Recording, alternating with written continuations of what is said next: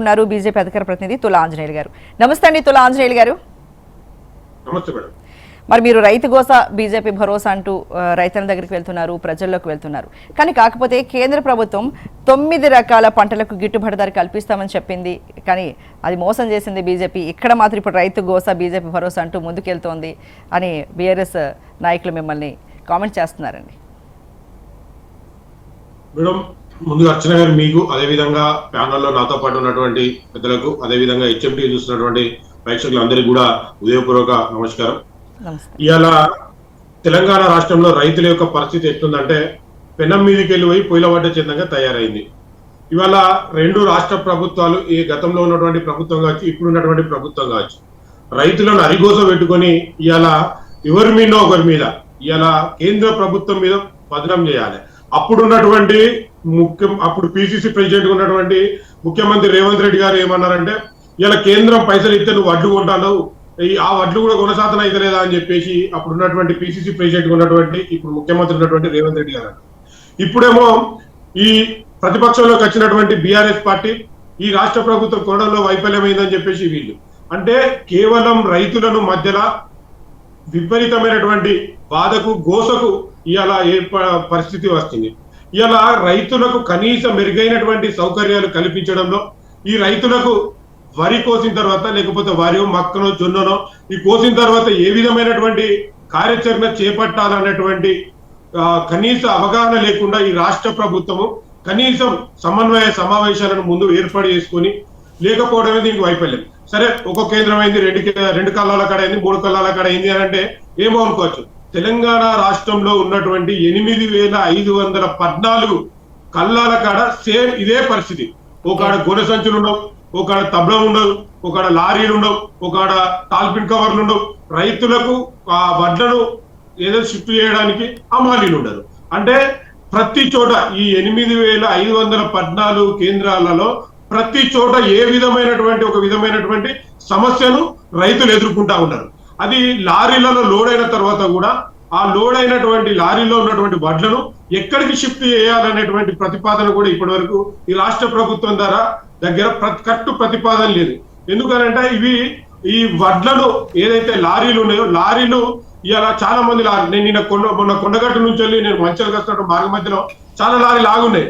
నేను ఆ లారీ డ్రైవర్లు అడిగిన, అన్న ఏమైందన్న గిన్నె లారీలు ఆపినారు, ఏం జరిగింది అని అంటే, అన్న అక్కడికి పోతే చెక్ పోస్ట్ ఉండేది. అక్కడ మాది ఏదైతే గోదావరి గూడెం గుట్ట కాడ ఒక చెక్ పోస్ట్ ఉండేది. ఆ చెక్ పోస్ట్ కాడ లారీలు ఆపి మమ్మల్ని వడ్లకు పోమంటారు. అంటే అన్న మీరు కూడా ఒక తోటి రైతులే కదా పోవచ్చు అంటే, అన్న 1 రోజు 2 రోజులు 3 రోజులు అయితే మేము పోతామన్నా, మా తోటి లారీ డ్రైవర్లు ఇప్పటికి 10 రోజుల నుంచి వెళ్ళి లారీలలో లోడ్ అయి ఉన్నది. ఆ లారీలో లోడ్ అయినటువంటి డ్రైవర్ కి కనీసం అక్కడ తినడానికి తిండి లేదు, తాగడానికి నీళ్ళు లేవు, ఏడికి పోదాం అనేటువంటి పరిస్థితి ఉందని అయ్యాల. మళ్ళీ లారీల మీద ఉన్నటువంటి వడ్లు తరిస్తే మాకు ఇబ్బంది అయ్యే పరిస్థితి ఉన్నాయి. కాబట్టి ఇన్ని రకాల ఇబ్బందులు ఉన్నాయి. కాబట్టి 1 రోజు 2 రోజులు అన్లోడ్ అయితే మేము ఆ లారీలను తీసుకుపోగలుగుతాం, మేము పెడతాం, మాకు ఇబ్బంది ఏం లేదు అని చెప్పేసి మాట్లాడు. అంటే లోడ్ అయినటువంటి వడ్లను కూడా ఏడికి షిఫ్ట్ చేయాలి, ఎక్కడికి పంపించాలి అనేటువంటి కనీస ప్రణాళిక కూడా ఈ రాష్ట్ర ప్రభుత్వం దగ్గర లేదు. అందుకోసమే ఇవాళ ఈ విధమైనటువంటి పరిస్థితి కనబడతా ఉంది. అయితే ఆంజనేయులు గారు కేంద్ర ప్రభుత్వం చెప్పిన దానికంటే ఇంకా ఎక్కువగానే మేము వడ్లు కొనుగోలు చేశామని వెంకటనాయక్ గారు అంటున్నారండి.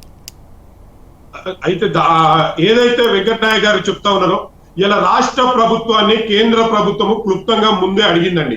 ఏదైతే వ్యవసాయ శాఖకు సంబంధించినటువంటి అధికారులు మీ రాష్ట్రం నుంచి వెళ్ళి వడ్లు ఎంత వస్తున్నాయి, మక్కలు ఎంత వస్తున్నాయి, లేకపోతే ఏ పాడి ఏ విధంగా వస్తుంది అనేటువంటి సమాచారాన్ని ఇవ్వాలని చెప్పేసి ఈ యొక్క రాష్ట్ర ప్రభుత్వానికే కాదు అన్ని రాష్ట్ర ప్రభుత్వాలకు కేంద్ర ప్రభుత్వం సూచనలు తెలియజేసినప్పుడు ఇక్కడ ఉన్నటువంటి రాష్ట్ర ప్రభుత్వము కేవలం 20 లక్షల మెట్రిక్ టన్లకు సంబంధించినటువంటి మాత్రాన్ని పంపించింది.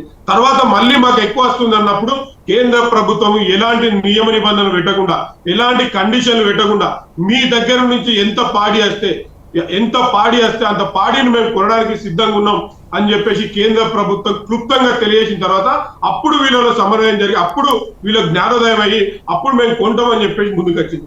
లేదు అనుకోండి, ఇలా కేంద్ర ప్రభుత్వం కొంటలేదు అనుకున్నప్పుడు రైతులకు ఇబ్బంది కలగకుండా మీరు కొని దాచిపెట్టాలి కదా, ఏదో గోదాములు అయితే స్టోరేజ్ చేయాలి కదా.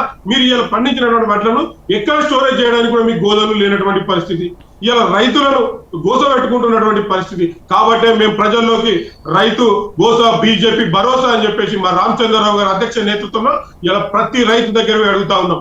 ఇలా కొన్నటువంటి వడ్లకు సరే కేంద్ర ప్రభుత్వం ద్వారా ఇచ్చినటువంటి నిధుల్లో కొన్నటువంటి వడ్లకు కూడా ఇప్పటి వరకు రైతులకు పైసలు అకౌంట్లో వేయలేదు. చాలా మందికి, కొంతమందికి వేసి మేము వేసినామని చెప్పి చెప్పుకునేటువంటి ప్రయత్నం చేస్తా ఉంది. ఇలా కేంద్ర ప్రభుత్వము బీజేపీ నరేంద్ర మోడీ గారి ప్రభుత్వము రైతుల దగ్గర నుంచి ప్రతి గింజ లాస్ట్ వరకు ఉన్నటువంటి ప్రతి గింజ కూడా మేము కొనడానికి సిద్ధంగా ఉన్నాము. ప్రతి గింజను కొంటాము. రాష్ట్ర ప్రభుత్వం ఎంత ఇస్తే అంత తీసుకోవడానికి సిద్ధంగా ఉన్నామని చెప్పి కేంద్ర ప్రభుత్వము క్లుప్తంగా తెలియజేసింది. అయినా కూడా వీళ్ళ దగ్గర ఉన్నటువంటి నాయకుల మధ్య ఉన్నటువంటి సమన్వయ లోపం, అధికారుల మధ్య ఉన్నటువంటి సమన్వయ లోపం కారణంగా ఇలా రైతులు చనిపోతున్నటువంటి పరిస్థితి, కళ్ళాల మీద గుండె నొప్పులతోని ఇలా చనిపోయేటువంటి పరిస్థితి కనబడుతోంది. కేవలం ఇది రాష్ట్ర ప్రభుత్వం యొక్క వైఫల్యం మాత్రమే. ఈ రాష్ట్ర ముఖ్యమంత్రి అదే విధంగా ఏదైతే పౌర సరఫరా శాఖ మంత్రి వీళ్ళ మధ్యలో ఉన్నటువంటి సమన్వయ లోపమే వీళ్ళ కారణంగానే ఇవాళ ఈ 8,514 కల్లాల కాడ నుంచి లేవలసినటువంటి ఏదైతే తీసుకుపోవాల్సినటువంటి గోన సంచులు కావచ్చు, ఇలా తాళ్లు కావచ్చు, ఇలా హమాలీలు కావచ్చు, వీటి మీద ప్రక్షాళన ఒక ప్రణాళిక ఒక విధంగా లేకపోవడం కారణంగానే ఇవాళ ఈ వైఫల్యం జరిగిందని చెప్పి